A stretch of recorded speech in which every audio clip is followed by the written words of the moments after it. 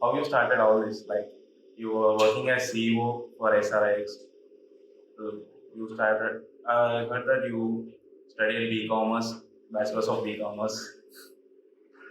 Yeah, so you are asking me how I came here. Yeah. So Explain your journey from the beginning. it's a long journey. Yeah, we have time. It's a long journey, and as you mentioned that you heard I did BCom. Yeah, you heard correctly that I did BCom, which was in the year 1985. Oh, So, I mean, I'm quite an old timer that way. Huh? Yeah, so in 1985, I finished my BCom, and after that, I joined the Indian Army. I was commissioned in 1987, and 21 years I have worked in the Indian Army, and I was in the infantry. And well, those were different days than what is today, and I have had a lot of active service across the country in Ladakh, in Siachen, on the line of control in the Rajouri, Poonch district, in northeastern states. And okay, there was a time when there was insurgency in Punjab over there, and last in the post Godhra riots, assistance to civil administration. So yes, I've had a very long, very active and service in the Indian Army, and I'm quite satisfied that one has been able to contribute in a very positive way towards nation building. yeah, sir. So when I see everything now, when by and large there is peace all over, there's peace on our borders, there is peace internally, there's everything. That was not the case in those days. There was a lot of strife. And yes, we have done our bit. And then after 21 years, I thought, okay, let's try doing something else. So I put up my papers for the Indian Army. And then I did a 6-month management course in IIM Ahmedabad. And And from there, I moved on to the corporate world. I worked for 6 years, 6.5 years maybe in the corporate world. you worked as an employee? Or? Yeah, I was heading HR in two different companies. First, it was a IT software kind of a company, and the other one was a manufacturing unit, which was in Africa. Oh, And after 6 years in the corporate, I thought, okay, time for a change. One always likes to do something different. I got back, and for a couple of months, I did nothing. That was in 2012, and then I started my own consulting firm. And I would consult small and medium companies because of my past experience and the IIM education and the corporate experience. So I was suited to be in the role of a consultant for small and medium companies. And that consulting firm continued for some time. I would not get myself very busy into consulting. I had 6 7 very good clients. And I don't know how exactly, but then I got into teaching. So I have been a visiting faculty in a number of B schools in Hyderabad, and somewhere along the line, I got into entrepreneurship. I started a food startup. I've exited it now. I'm no longer part of it. But this whole thing, this consulting, the entrepreneurship, the uh, faculty, teaching, everything went hand in hand. And I was busy on multiple fronts. And because I'd entered the entrepreneurship field, the startup field, I got networked with the startup ecosystem. And then sometime in 2019, they got permission to run a AICT course in entrepreneurship. We were one of the only 4 institutions in the whole country which got this permission. And that is when I came here to set up that course and run it. We ran a successful course. And so I would also be teaching in the B school here. Then for a brief moment. No, no, no, B schools I was anyway teaching earlier. When I came, I started the entrepreneurship PGTM. Yes, I started that, yes. And in this very building. Then, of course, that course got merged with the, we became a university, then that course got merged with the School of Business. School of Business. I headed the School of Business for a brief while, and then, and my connection with the startup world continued. And so then the management sidestepped me to as CEO SRIX, and that is how I'm here. So yes, I've been a soldier, a consultant, a faculty, a startup ecosystem player, mentor, everything, and I've done multiple roles to be here right now. And SRIX, let me take a moment to tell you about SRIX. It is a Department on Science and Technology incubator, and it is the only incubator in Telangana outside the city of Hyderabad. And it has got very good infrastructure, as you can see around you. So the whole purpose of incubators is for people to have the opportunity to have ready facility to put their ideas into action. Otherwise, it's very difficult. If somebody wants to make something, we got prototyping zones, we got everything. That where will he try? So a lot many ideas over years now have died down for want of facility. Now this facility and all has been created. Anybody having any kind of a product idea, business idea can come here without fear of any commitment.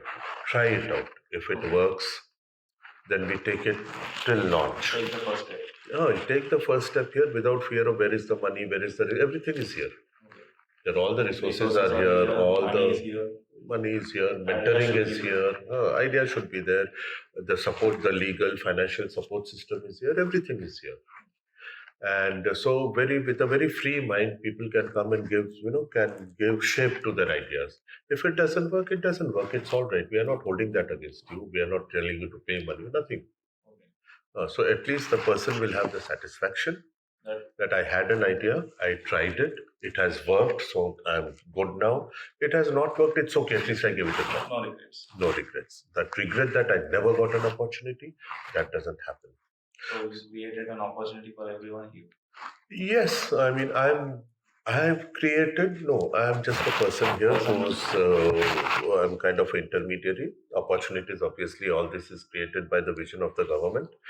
And we are just the functionaries here, so I won't say I created anything. Okay. I'm just ensuring the smooth running of it. And yes, of trying my best to get more and more startups into maintaining all these things is also great. Great thing. Yeah. I think they do that, yes. So we are good at managing things so that we do well. And so over time, we have supported more than 100 startups, around great. 40 plus startups. Only in SRIX? No, SRIX. So around 40 plus startups we have funded through various government funds. We have got access to multiple schemes of the government, of various departments ranging from 1 lakh rupees to 50 lakh rupees. We can fund at any stage. And it's a very structured process. We got a very strong selection committee, and that selects all the applications that we get are put up to the screening committee. There's a very stringent screening process, and whichever ideas are considered worthwhile, we take them up for further funding from there. All right. So there is a whole process and structure to it, which we have kind of mastered and kept things in good shape. And we have distributed a number of government funds so far. And the our success can be measured by the fact that our startups have created close to 400 jobs so far. That's great. And on their own, they have raised around 30 crore rupees from angel investors and venture capitalists and all. That's great. Yeah, so they are doing well. We have got a very strong pipeline now. We are now among the reputed incubators in the country. We are well known across the board. And we collaborate well with the entire ecosystem also. We have got very good industry connects. We have got good connect with investors. We have a large group of very accomplished mentors with us. So yes, we have created. I'm happy to say that we have created a very fine ecosystem, and anybody genuinely interested in wanting to launch a startup is most welcome to come here. And I can confidently say that we have got the best possible ecosystem to really push the startup forward and ensure their success. Okay. Most of the people know that a startup, like startup and business, they will confuse between these two words, right? Most of Okay, the so people. yeah, I see where you're going. So when we say startup, we are looking for such ideas which can scale up by use of technology. Okay. That's why it's a technology business incubator. It's called a TBI, a technology business incubator. So that is how we look at a startup. So if somebody wants to open, say, a shoe shop, Okay. it's a good business idea. Yeah. Somebody wants to open a cafeteria, it's a good business idea. Somebody wants to do some trading or import export or some logistics business with vehicles and trucks and cars. These are all very good business ideas, but we don't support those ideas. Okay. We can mentor them in it, but we don't fund them or anything. Because what we look for is the use of technology in your business idea. In a unique way. Which is different than others. At least your idea should, do some incremental improvement to an existing product, Yeah. or it should be a totally new idea, which does not exist, which is not much in popular use. So, for us, it is very critical that technology has to be part of the idea, and that the growth of the business of that particular idea should be because of the technology that is used. Okay, huh. So the routine businesses that people do, the traditional businesses, then okay, if somebody is starting a shoe shop, for example, footwear shop, he may call himself a startup, which is fine, but that is not our definition. We look at technology. It has to be part of it. And these days, technology is rising very, very fast. So we are in what is called the platform economy. Everything is a platform. Yeah. You know, there's a platform for food services. There's a platform for education. There are platforms for everything. We are fast becoming a platform economy. Yeah, and so the scaling up of that happens because of the technology used. Yeah. So we encourage this development of various platforms. We don't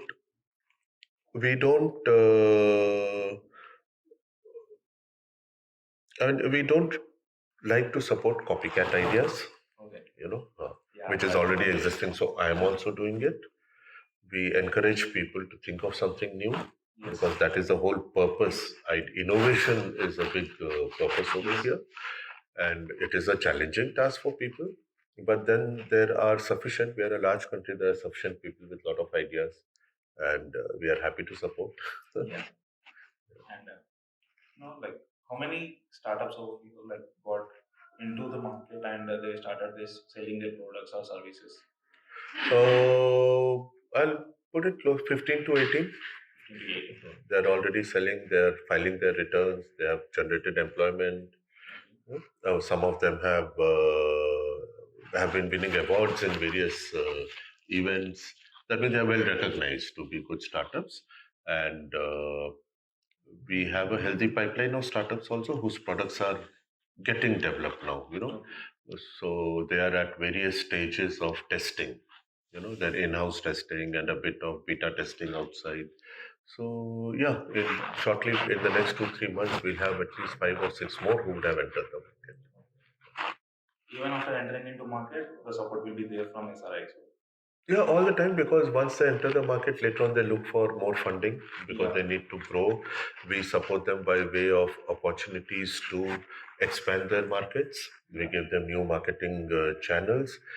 We connect them with a different level of experts who tell them what you should do now at every stage. What you have done so far gets you up to here. Now you have to do something different to go up to the next level. Yes, so all the time we don't impose ourselves on them. But however, we monitor, we are always at hand for support, so they don't hesitate in coming back to us that I want to meet this kind of a person. I want some advice on this particular aspect. We are always there to support. I want additional funding. We support that. How you select a startup idea? On what basis you select? Like, what will be the criteria if someone is coming to you with a startup idea? So, people can apply on our website. There's an open link SRX which we SRX website. There's an open link and people can always go through that and apply through that link. There are certain details which they have to provide. We always monitor those, and then there are hackathons we conduct. We conduct events across the place like Sprint and Innovation X and all, where we hunt down new ideas. Now, how do we select? There is no dearth of ideas coming to us. Like I said, firstly, is there good use of technology?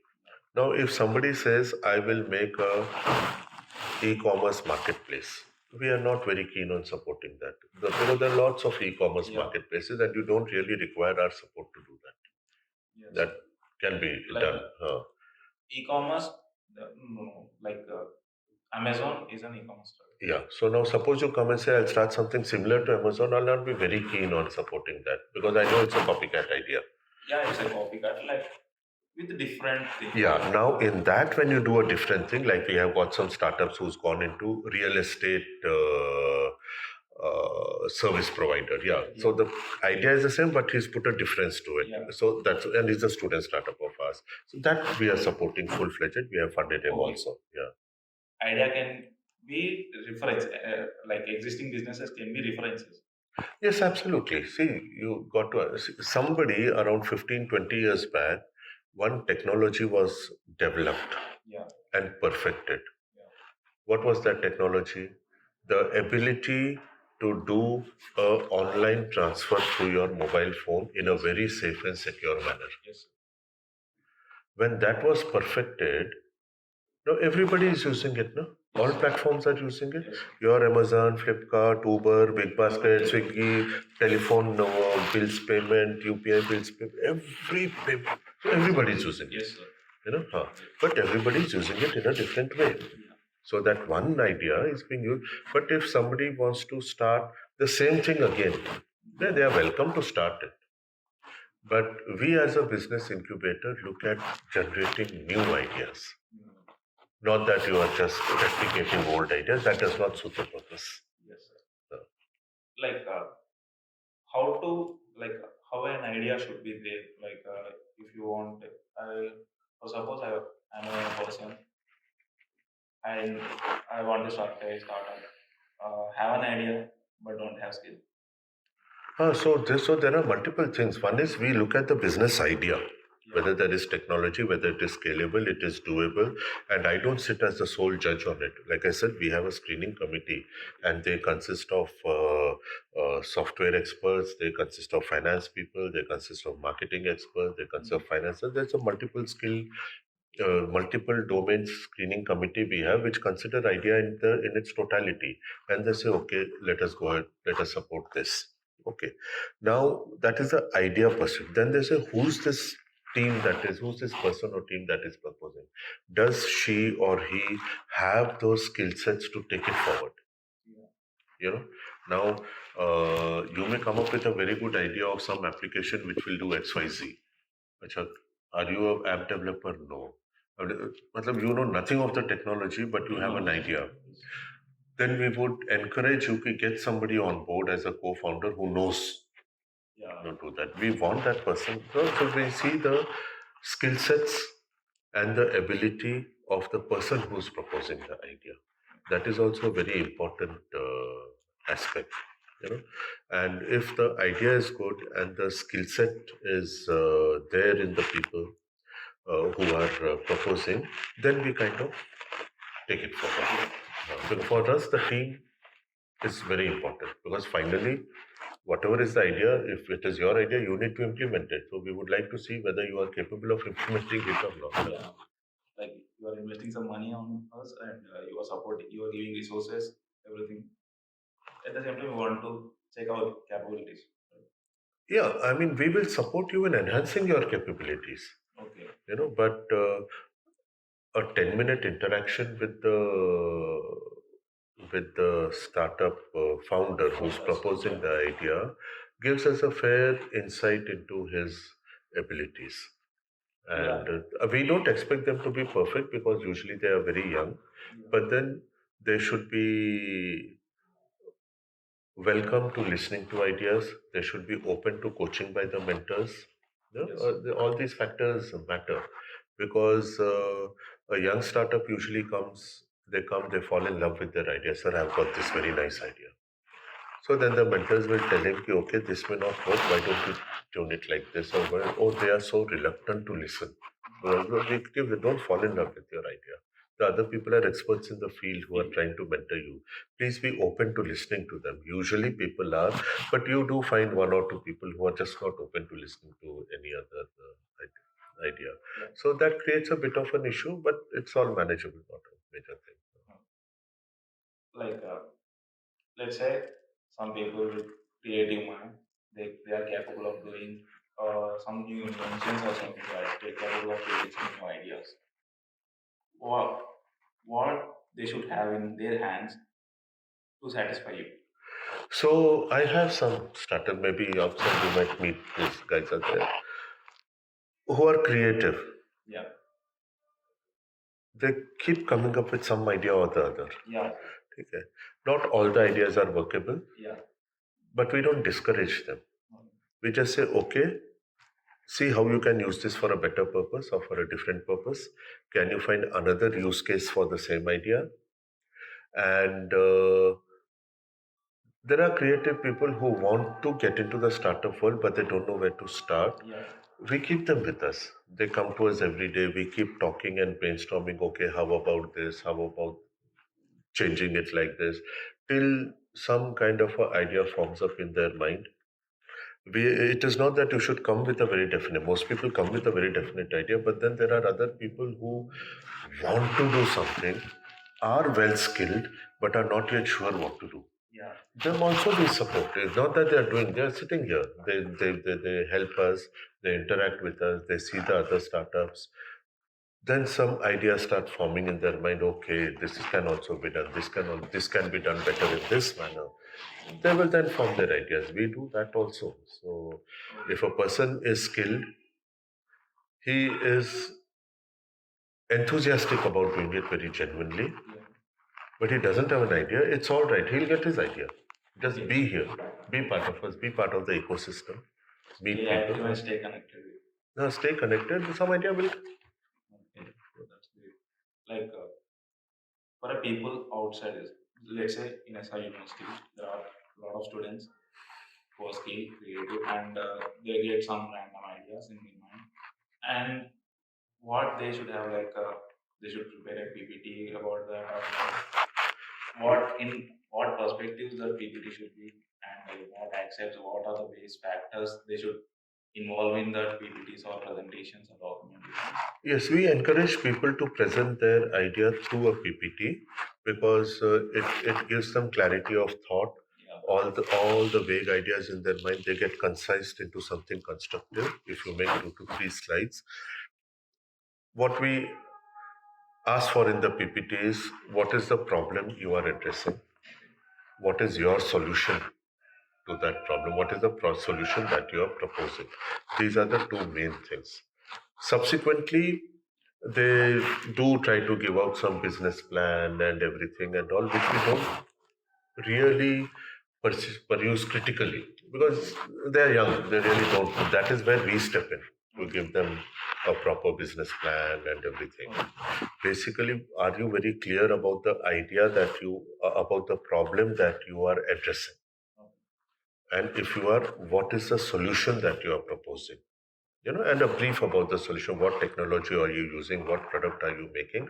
And how it will help solve the problem that you're addressing. These 2 3 things is all that we require initially. Subsequently, the PPTs take a different mode, but that is a later stage. We don't. Okay, The that problem involves has to be a technology. genuine problem, Yes. and the solution has to be a workable solution using technology. That 2, 3 slides, if it is there, it is okay with us. Okay, within the 10 minutes. Yeah. Even otherwise, the point is that some kid may just walk in with no PPT and he just talks his idea out. Many people come every day, 2 to 3 people will be spending time with me. Sir, how about this? I'm thinking of this, I'm thinking of that. We during so it is in the discussion and brainstorming itself, we refine the idea. He subsequently goes and puts it onto a slide. It's not necessary that first you have to bring a slide. But yes, people who are approaching us remotely, like they are applying through our website, then a PPT helps give us clarity. Yeah. Just 2, 3 slides about what is the problem you are addressing and what is your solution. Like within the 10 minutes, if you are having a presentation, within the 10 minutes, they have to give a clear idea about that. If you make a PPT, then the whole concept is clear within 1 minute. Okay. That is the advantage. If you come with an idea but you have not put it down on paper, I mean, a PPT is also actually writing Yeah, down, right? some kind of document. Yeah. Then 10 minutes are also not enough. Yeah. Then it requires half an hour, 40 minutes of discussion. He's explaining of the problem because it is all there in his mind. A lot of things. The right words are not there. So a PPT helps in finishing things. We don't say 10 minutes or 3 minutes or 15 minutes. Okay. PPTs so that all your thoughts get concised into something constructive and clear. Okay. So there is nothing. I don't know why you are saying 10 minutes. There's nowhere have you Like mentioned 10 minutes I for heard it. it like from many people, investors don't have too much time. They will. Yeah. So there are some such. There's a lot of theory going on that investor doesn't have time and investor doesn't this. Serious investors will give time. Yes. It has to be understood correctly. If your problem statement is very clear and your solution is also well understood, okay, then the investor is smart enough to realize whether it has got market potential and should I invest. Okay, so when we say 10 minutes and all, is because we don't, otherwise, what happens is startups end up explaining the problem for 50. Investors and all are very smart. You just show them a statement, they'll understand what it is about. So, of course, everything needs to be timed. You cannot give a person unlimited time. But please understand that if an investor is interested, he'll speak to him again, and that will be a very long discussion. All right. When we say 10 minutes, all we are saying is be very clear about your problem, be very clear about the solution, and what is the technology and product you are going to use. And that is it. And that even 10 minutes is including question answer. I mean, you give me a very clear problem statement and say, okay, what is your solution? This is my solution. Maybe 2 to 3 minutes, okay, this and what technology will you use? Then I'll be thinking, okay, all right. At that point of time, I really don't have anything more to ask you. You know? When then it strikes me, okay, this sounds good. This is workable. Chalo, let's sit and now go into further details. Huh? So yes, you should learn brevity so that your initial idea goes out very clearly and in a short time. Yes, sir. Okay. Because the biggest mistake that very young startups do is they keep explaining the problem, thinking you have to explain the problem. They should get it that we who are at the listening end, we hear lots of suggestions every day, lots of startup ideas every day.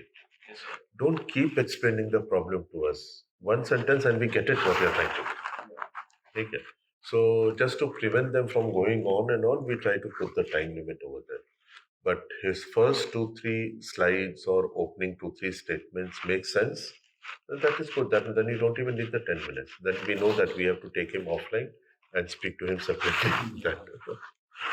So you said you conduct some hackathons to filter that uh, to encourage students to build up startups and to grab the people or to So gain per se, knowledge? I would say that we do conduct events. We have our flagship program called Sprint, Okay. in which we take it to colleges outside all colleges around the area. It's a prize money thing. The students present their startup ideas. Okay. It's some kind of a competition. There's a first prize, second prize, third prize. So yes, that is one pipeline that we use. Students. Yeah, we have something called an Innovation X. Innovation X is a huge event that we conduct every year. Startups from across the country come to participate in Innovation X. It's got a big prize money of 1 lakh rupees time. And so that is another pipeline and a channel that we use, which we conduct. Apart from that, whenever we get government funds for distribution to startup, we advertise it through social media and other means. Then we get lots of applications. Then the curated, selected applications will again come, and then they will give their pitches and all that. So yes, we establish connection with all other incubators and other accelerators and other institutions, colleges, and all who now know that we are here. We offer good facilities, and then they keep referring their own startups and all to us. So that is how we create a pipeline. We don't purely focus on just students because that is not our main agenda. The EDP cells in colleges, like we have Nest over here and all, they are the people who push it down students, and the selected ones will come here. Like even not only students, anyone can participate in this, right? Oh yes, anybody can participate in Anybody this. can start their own It's startup. purely students is basically what the entrepreneur development cells of colleges do. Okay. Okay. So we are very much, of course, we are part of SR University, but it is not that this is open only for SR University. No, no, no. It is open. We are a national incubator. We have incubators from Bangalore, from Delhi, and from Pune. We have got a very Chandigarh. A few of them, bulk of them are from surrounding region, but we have from other places also. And we have quite gained in prominence over the last 2 3 years. Like someone came up with an idea, and that is that idea solves single service Of or any single services. services, okay. It satisfies only one problem, Huh. and if that problem solves, next the customer will not come to him again. Okay. Like if I'm owning a kirana shop or some supermarket, customers keep coming, right? Hmm. If the product is completed or if the product impermanent, they will come to me and they will buy my product again. Not mine, but they will buy products from my shop. But here, if a startup has an idea that solves their problem once and for all, is this a good idea to develop such ideas? Yeah, so your basic concept that you require people to come again is called repeat customers. Yeah. It's very important for businesses to have repeat customers. Yes. But then all products are not required frequently. You might go to, you mentioned a Kirana shop. Yeah. Items in a Kirana shop are required frequently by Frequently. people. So you require to buy those items again and again. Yes. But suppose it is a laptop. You don't buy a laptop every month. Not every month, but So, after some one time. laptop, another 3 4 years later, you might want to go in for Yes, sir. another laptop. Yes, sir. So, how does their business work? When one customer has come, he's purchased a laptop. Yes, sir. Now, at least for another 4 years, he will not come back. Yes, sir. When he comes, he may not take my companies, he may take another companies.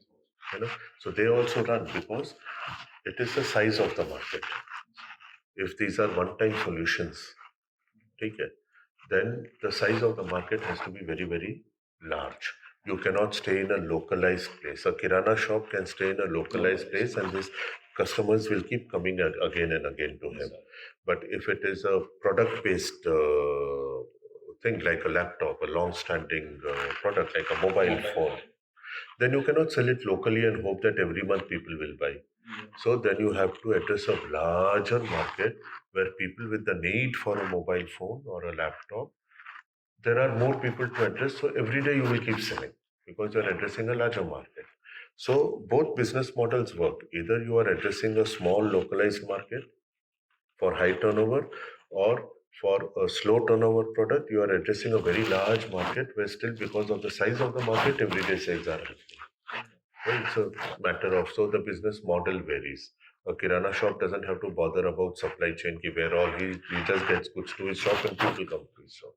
A mobile phone laptop maker, another person has to ensure that his products are available far and wide, so that everyday sales will happen. So both work. If you're offering a one-time solution to something, it will work. The only thing is the business model has to be adjusted accordingly. Okay, your distribution, the areas where your service is being provided, how your service is being provided. Does it require you to be physically present, or you can do it online? That everything will matter. The way the marketing has to Yeah, so that is decided once the product is ready. Then we kind of decide on the marketing avenues and channels and all that.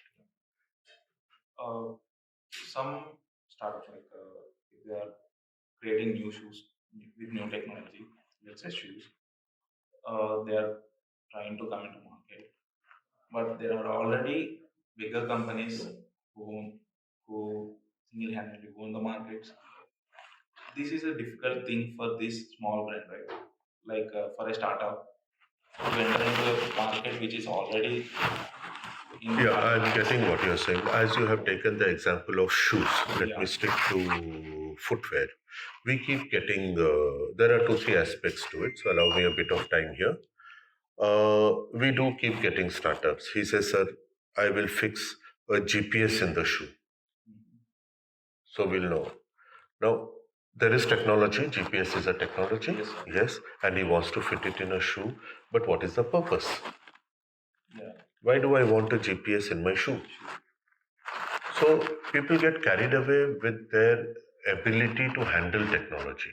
So I'm a very good technologist, so I can create this thing and I say, okay, now I have to put it somewhere. You have to see a purpose also to it. I say, why should a GPS come into a shoe? Why will I wear a GPS with a shoe? So that people will know where you are. Why should I want people to know where I am? But the people whom I want know where I am. They'll call me, where are you? Matlab, who are you tracking or something? So you can think of a certain use case, who is a criminal and you want to monitor him. But they are very rare kind of things. But don't just shove technology into a product which does not make much of a purpose. So those kind of ideas, shoes which will, in cold areas, soldiers have a problem, so the shoe will be automatically heating. Very good idea, very good purpose also. You are serving the soldiers and all. But when he's wearing a closed shoe in snowbound area and it starts hitting his feet, he'll sweat. And when they sweat, they'll get gangrene. His toe will have to be cut off. Understanding of the whole need also is required. Yes. You had a very good idea. You could handle the technology, but the total need is not understood. And one more thing is, if there is a need, now here is a critical thing. People come to me with various products. Ki in the car we will fit like this, in a shoe we will fit like this. I say, ki, all these companies, these shoe companies, car companies, they have huge research and development teams. They do a lot of research. They are very focused on increasing their market and all. If there was any way that they felt that a GPS in a shoe is required, they would have introduced it by now. Yes. They would not have waited for us. You think those people did not get this idea? So, if a thing is not there, why is it not there? Please also look at it. So nobody is doing it, sir. Yeah, so fine. Nobody is doing it means a huge market area. But why is nobody doing it? And why could Bata or Skechers or Nike not have already done it? If it's, you have to really think it through. I'm still not saying that it cannot be done or should not be done, but you really seriously need to think it through. But staying on the same, so can a person enter the footwear market? Yeah. There is a way. But and this I've seen just 3 days back. I was traveling for somewhere. I stopped at that highway restaurant to open. So there was this bandi over there with shoes and chappals over there. He had his straps separate.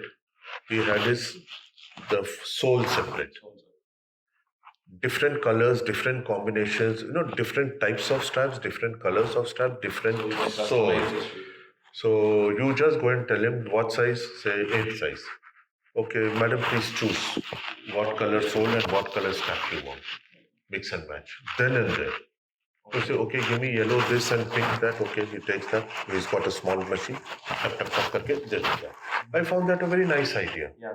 He's entered the footwear business with this idea that I'll mix and match for you on the spot. Okay. So that's an idea. Okay. Now, if that kind, I was totally floored. I said, see how beautifully he's entered the footwear market, which is dominated by champions across the place, big companies. But you walk into a Bata shop and say, hey, I want this sole with that strap. He'll say, no, madam. That's not a No, but this guy's made that. So, how well you identify the niche? And I entered that place. He entered beautifully. And that guy was charging 900 rupees per piece. And I know for him, manufacturing cost would be less than 200. Beautiful idea. Very well done. Beautiful. Okay. Yeah. So you can enter any space, but go into where he identified that niche very strongly. Okay. People will want to mix and match. Because all people are wearing funky footwear now. No? So as long as it works, it works. How he puts a long-term business plan to it, that we'll have to see. But right now on a Bundy, it is working. Now this is where I say technology. Brilliant idea, very good idea. Will I support it with business ideas? I'll support him. With funding? No. Why? Because where is the scalability with using technology? If you have to sell in multiple places, you require multiple Bundys, and multiple people, multiple customer also. It will be there is a business model to it, very much definitely, but it is a very traditional business model of supply chain method, not using technology. So that way, but yes, can you enter a space which is dominated by big players? This fellow's entered. And he's not sitting in town opening a showroom. Look at his marketing strategy. He's on a highway restaurant. He's opened it. He's put there where he knows people will stop, and people do stop. And because they're on a highway, it may be a holiday mood. Wherever they say, okay, this is interesting. Beautiful idea, beautiful marketing technique. And he's entered a space where you have big names like Bata, and all that. But all those people who are wearing high-end shoes are still going to him purchasing that because they simply love the idea of having a funky mix and match. Yes, sir. And that's not even really expensive. Not even, it's just a very nice idea. Yes, sir. So, like if I'm having a product, I have an idea, I created a product, how this should be costed? Costing? Yeah. It's a complex thing. I cannot even go into costing over here. It's not as easy as saying you should be cheaper than this or you should be more expensive. Nothing. Costing is a very complex process, and we have experts in the field who guide our startups on costing their product, on pricing their product. No, like based on some factors, there will be some factors, right? For a product. So very much you have to recover the cost that you are putting in. That is the first basic factor, and then a certain markup on it, and how much should the markup be, and at what stage should it be, how much. And then it is also ingrained into the whole business plan. There may be some people who are willing to sell at a loss for a certain amount of time, just so that the product gets popularized, and then they'll increase. So it's not easy to give a soundbite of how to price your product. It's a very complex issue, which we have experts who guide our startups on that. No, I'm just asking because if I want to sell my product to people, let's say students are my target audience, and there is no other competitor, and I am creating it for 100 rupees, and I'm manufacturing it for 100 rupees, and based on my there will be some factors like market, based on the market, and manufacturing, bunch of like how many units you are manufacturing, something like that. So can we calculate our cost on these basis? Those are the basis. Whatever your input cost is your major factor of pricing your product. You have to see how much it is costing you to manufacture it. But how much should you price it? It is not that, okay, I have made 10 pens, so now I want a price on these 10 pens. That is not a correct way of looking at it. Who will want to buy? Maybe the first 10, 20 pens I distribute freely. So that's total loss, right? Loss. But it is part of the overall business plan. That's why I said don't go into pricing hoping that it's a one sentence, two sentence answer. It's a complex affair, pricing. So you said you started a startup earlier, and where did you got it out from? So I was consulting another company. Uh, he was a ex vice president of HDFC who had started this company. That was before the introduction of Aadhaar card. So in 2014, Aadhaar card started coming in. So before that, taking these SIM, we had to fill in a lot of forms, and there used to be a background verification. He was into that kind of work, and Airtel were his clients. So when this Aadhaar card talk started, then he said, "Ki, sir," I was consulting him for his manpower. And he said, "Sir, this our business will collapse overnight." I said, why? He says, when Aadhaar has become the identification, then all this that we are doing becomes irrelevant. He just uses Aadhaar card, there is a phone authentication, and it's done, finished. We are not required. He anticipated this. And then he said, so we should change our business line. So I said, yeah, go ahead, let's look at, no, you join. So that's how I joined him. And then we decided that's a whole story of why we went into food and what we did and all that. That's a whole different story which takes 2 hours to complete. But yes, I started that with him. We were pretty successful. But then I did not want to be in that daily grind of running a business. So I stepped out of it after setting it up and all that. Yeah. But that gave me very deep insights how to launch a startup, which I use to good effect now when I talk to my mentees. Yeah. Like I was going to that. I mean, how did you launch that startup? And Oh, that will take a 2 hour session. let's say like just in 10 minutes or something like that. Some details. Well, okay. I mean, there were parameters. We were very open minded. Okay. What kind of business? So something that because environmental factor was affecting his current business. Aadhaar card came in, so his business model collapsed. Yes. So whatever you do next should not be dependent on environmental factors. So that was one factor. So then, secondly, neither of us were technically skilled, so it had to be a non-technical thing. Yeah. All right. So then, what are our strengths? We were very good managers. So even if we did not know a thing, we knew where to get the resources from, how to put it together, and take it forward. So what are the strengths that we can utilize to make it work? That is how we got into the fast food business. And then, of course, we were very clear that we will not revisit anything. So we used to hold long discussions very patiently, everything from the name to the products to the development of the product to our unique selling points to our marketing strategy, everything, thrashed out in hours and hours of discussion every day for 5 to 6 months. Then we took good use of experts, design experts, chefs, marketing experts, and all. When you try to do things because you assume you know everything, you do not know. Wherever required, take the experts' opinion. So yeah, we thrashed out everything in detail. We used to write down everything. We used to see our competitors.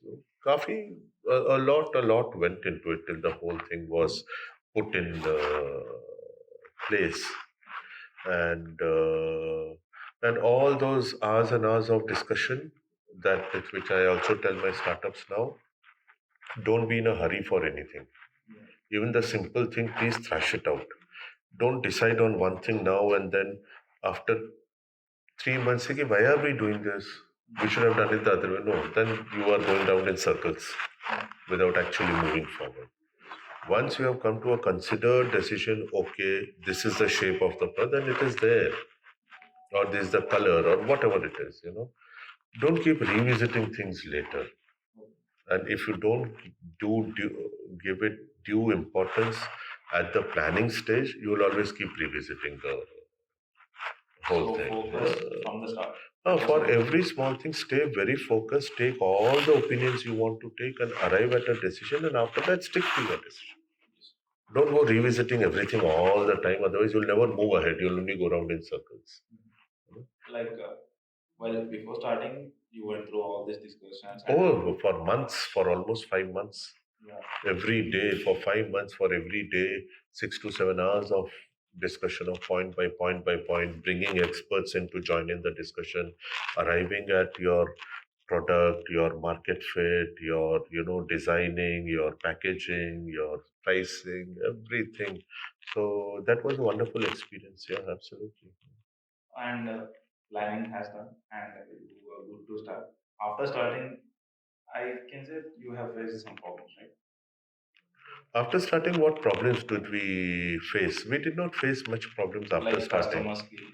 No, no, no, no, no, no. You see, that was the advantage. We did so much of detailed planning. No? In fact, our product was number one on Swiggy. Oh, Yeah. So when all the after that, what problem did we face? We faced very petty problems. That some front end guy is skimming off the top some money. Very very petty problems we faced. We never faced a problem that our product is not selling like because every outlet was well planned and decided. We never actually. I mean, when you mention it now, and I look back, we did not face any major problem at all. We had planned out everything to perfection because we spent a lot of time on planning. We were not in a effort to hit the market. Our supply chain was very much in place. All our products required at the outlets were very much in place. At no stage did we face any kind of a problem. like some people like just said it's me. If I want to start something, I will guess that if I enter into market, easily I should take 1 to 2 years to gain the market or to gain customers to me. Like, is this okay? Like, if I already started selling, I'm not getting customers. Right? So when you are developing your product, now that is what when we started our startup, our whole thing was, what is this product that everybody requires, Mhm. and do we have the skill set to manage that? If you have made a product ready Yeah. and you are not finding customers, you were doing the wrong thing anyway. Yes. Yes. There are startups who will ask this question, ki, how can I find my first customer? Yeah. I said, what do you mean, how can I find my, who are you making it for? When you started making it, who did you have in mind? That now when your product is ready, is now how do I find a customer for this? I mean, that's a silly question. So somewhere along the way, when your product is being developed, your customers, your first customers have to be part of it. Somebody you spoke to, he said, great idea, do it. Then when you halfway do it, show it to him, no? Then he said, no, no, no, this is not what I meant. I meant it like that. So along the product development, your end customer should be part of it, not all of them, a few of them, because they can keep suggesting to you. This is called testing and root. Otherwise, you'll end up making a product which nobody wants. So, who you are making the product for, and then what problem are you addressing, and who are the people you will use your product should be very clear in your mind. If that is not clear in your mind and you end up making a product, obviously you will not be able to sell it. Yes. And you came up with startup, you started into consultancies and all that. After that startup. Right, that was part in that. And in fact, I went into startup because of my consulting work here. Okay. And you have came here and you were listening many ideas from the start of the day, right? Did you find any startup that is, did you think about like it will hit the market in a very different way? It can grab too many customers or it can generate a lot of money. Like we say unicorns. Okay, one does not look at that unicorn space so soon. I mean, no, we don't have any startup right now which I think is going to, just go through the ceiling and become a unicorn. We have strong startups who are foundationally strong and they are running a good business and they are bootstrapped and they are working their way up. They will be successful ultimately, but unicorn is not because of their sales. That whole unicorn game is a different game. That's a pricing and valuation game which is played differently. Okay. I mean, unicorn they say, and their products hardly sell. I mean, so again, that is a long discussion about pricing and valuation and all that. So that whole unicorn thing comes into it. Okay, it is aspirational, but that is a different game to be played. We don't start with our startups with the intention that you should become a unicorn. We say first have a solid product which has got a market, enter the market, keep getting repeat customers, and be successful. Yeah. Unicorn is not the criteria of success. I'm saying, like, have you heard any idea like that? You cannot say. I mean, any of these ideas could become a unicorn. I have got some startups out there who who are doing well. Could they become a unicorn? Maybe they could. Uh, but if it is their goal to become a unicorn, then certain things they need to do differently. You know? See, it's a long game. I mean, unicorns are the showstoppers of the startup world. They are very motivating. They are aspirational. They give a lot of inspiration to others to start their startups. So it is good that they are there. But essentially, what we tell our people is run profitable companies. Think of unicorn later. Take care. Because when you see the list of Indian unicorns and you see who is profitable, there may be two who are profitable. This will not be. I may not have the exact figures, but I'm not saying they are wrong in what they do. I'm saying that is a different game, which we don't really encourage our startups to aim for that. Yeah. First, be solid on ground, be profitable, and then keep rising organically or with some funding. As long as you're profitable, it is fine and then scale it up to become bigger and more profitable. So we've encouraged them to follow the traditional paths. It is big money games are not easy to handle also for our startups. We don't want to keep pushing them into things where it becomes too big for them to even understand what is happening around them. And then what happens, the business idea takes a backseat and there are all other factors and considerations that come into it. We have not reached there yet. And it is never on my mind at all to say, okay, I will make you the next unicorn. No. Launch properly, be stable. Be steady. Be stable. And then keep growing. One day you become unicorn. Yeah, but don't. It's again a very long and complex discussion of this unicorn kind of a thing, And so people like generally for a student, he is skilled, he can, he's creative, he's creative, he had a very beautiful idea, and his family situations. This will also come into his play. His family situations are not suitable for starting a startup. See, these are all well thought through. I've got a government scheme with me which offers a fellowship. All the incubation space and resources are available to him to sit and develop his idea. All the thing. But a BTech student, after completing his studies, he need to earn something like middle class family. That's what I'm saying, no? Yeah. I can give a fellowship of up to 30,000 rupees per month for him just to feed and clothe himself while he's working here using all the other resources to develop his idea. Okay. You can, I mean, generally not here. Some people will think that I will do job first, then I will go to. There are a number of people who will say, let me work for 4 or 5 years. There are pluses, minuses, good, bad to every decision. But it is rare that a person leaves a job and comes back to a startup after 3 4 years. From my experience, I have known people working for 12, 15, 18 years and quitting to launch their startup, or people who launch their startup from the beginning. I don't know of very many people who, after 4 or 5 years, quit and successfully launched a startup. So this is a different aspect of maybe research and study we got to do. Either a beginner ab initio succeeds or a person after 15 years succeeds. Why is it that this between 5 and 6 years of working experience when they launch a startup, somehow I don't see success stories over there around. But yes, 12, 15 years plus, number of them. 12, 15, after 12, 15 years working with the company, Number of them have been startup. successful with their startups. Okay, like what do you think? What helped them in launching a successful startups?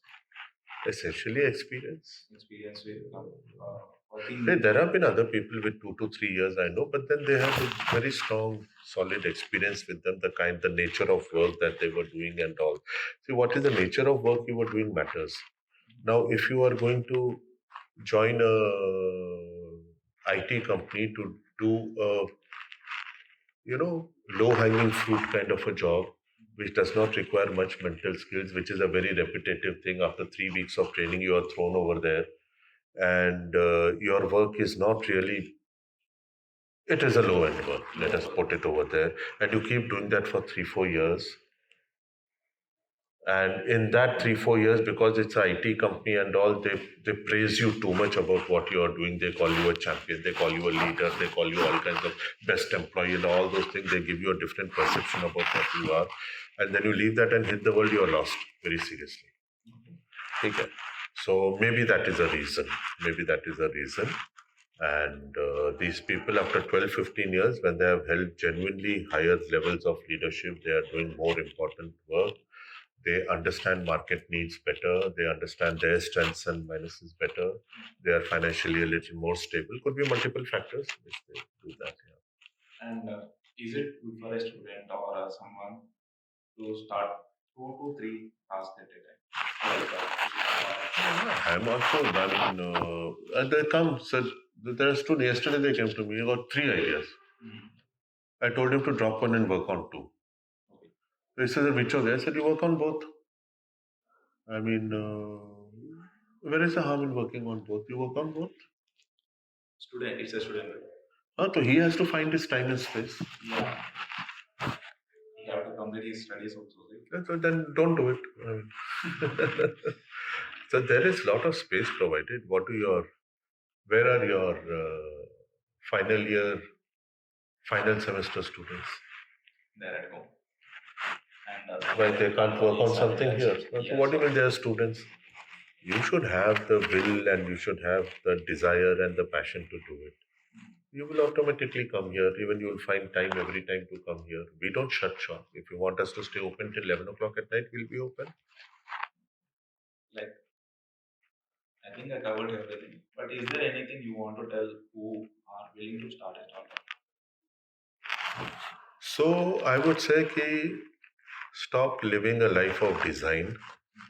Stop looking at a few companies over there, those IT kind of companies, and say that is the end. Those are very, very unreliable sources of a long career.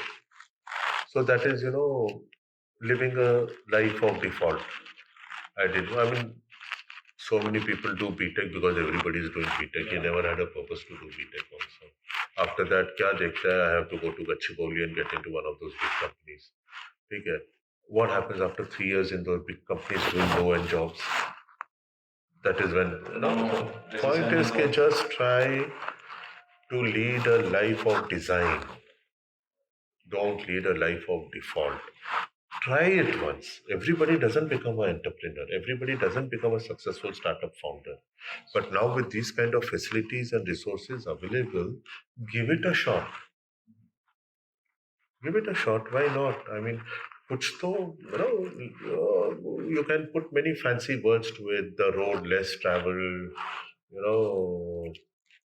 life of design and whatever fancy words can be put to it. But then, yes, try it once. Okay, nobody is asking you to go do a para jump or something like that. Okay, try this once, give it a maybe you'll work out on something. Okay. And so This is a place where it is a blank slate and you are expected to put something on it. Yes. You are so used to all your lives being told by somebody standing in front of do this, do this, do this. You are very comfortable in that zone where you tell me what to do. Mm. Okay.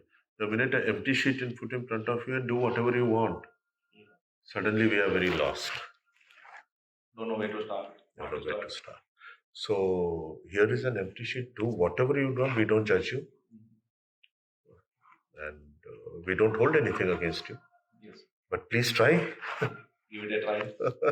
Trying is not something Okay, useless or and it's an something. experience that will hold you well throughout your life. Yes.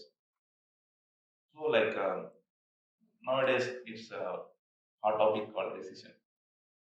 Companies are removing their Okay, I mean, employees. see, over years I've heard this recession number of times. Oh, Now it is recession, now it is not recession, now it is recession, now it is not recession. Yes, certain hiring trends do get affected by recession, but in the long run, don't get too worried about recession.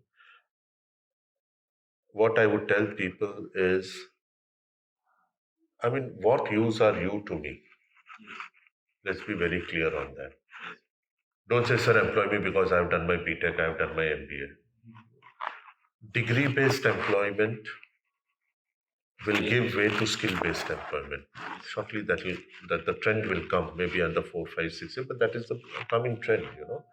So, what is your worth to me, and how are you going to constantly stay wanted throughout your life? You know, you how do I put it? You have to create your self-worth that you will not be out of a job. Mhm. So the employer should find something in us. Huh. He should pay us, and he want So our skill. initially, you may join like that. Like I always say, your first job can come out of campus recruitment or through some Naukri.com or something. After that, your resume should not be anywhere. After that, it should be there's that boy over there, we want him. You be wanted. Have people coming to you, "Okay, why don't you come and do this? Why don't you come and do this?" You have to really look at it that yes, you are capable of being wanted and you've got to keep upskilling yourself, doing new things. I mean, you have seen my last 10, 12 years, I've done multiple things. Yeah. What of that required a specific degree or a Yeah, what specific masters something? one. It was just the attitude and the willingness to do things, learning new things. I mean, be up to date with technology. I learned Excel sheet at the age of 45. I didn't know how to handle it. But then, if I'd said I don't need to do all that, then I wouldn't have been here also today. No, my requirement, my wantedness goes down. So don't get worried about recessions and all these kind of things. These are ebbs and flows that will always be coming. Be more worried about the fact that if you're going to always do very entry level kind of work, your job will always be under threat. Yes. Otherwise, it will never be under threat. Like in general, people are talking like let's say my friends. Most of the people are talking we should start our own business. Jobs are not going to work with us. Like companies are not hiring. We are good at some skills, but the companies are not wanting that skills. So we should start our business. Yeah, so technology is moving so fast that certain skill sets are getting outdated very fast. So there's a constant need for youngsters like you all to keep upgrading their skill. Not just youngsters like you. Now everybody's talking of AI, AI, Yeah, AI. Now I don't know anything about AI. So suddenly now it is my job, it is my responsibility towards myself to learn something about AI, not to become an AI champion, but not to be AI ignorant. Otherwise, 2 years later, what will I do? yes. So you have to keep You upgrading. have to keep upskilling at every stage. You got to keep upgrading and staying relevant with whatever new is happening. Yes. And yes, so there is a problem when people say we'll start our own business. The thing here is you will start your own business. The perception has to be very clear. Let us not think that entrepreneurship is a good option for an unemployed person. Yeah. Let me make it more specific and blunt. If you are not employable, you cannot do a startup also. Yes. Understand that as a concept. So don't let it. At some stage, when you say that oh, jobs are under threat or something like that. So I would you if you let your job go under threat and then you think I'll be successful in the startup, that's not going to work. Because what the job requires by way of skills and attitude, the same thing the startup also requires. You're also you're an employee working Uh, for your and own. the guy, if you are showing all the startup attributes, they will not let you go. They will give you another position, give you a promotion, pay you well. You may not want to join. You may not need to do a startup. So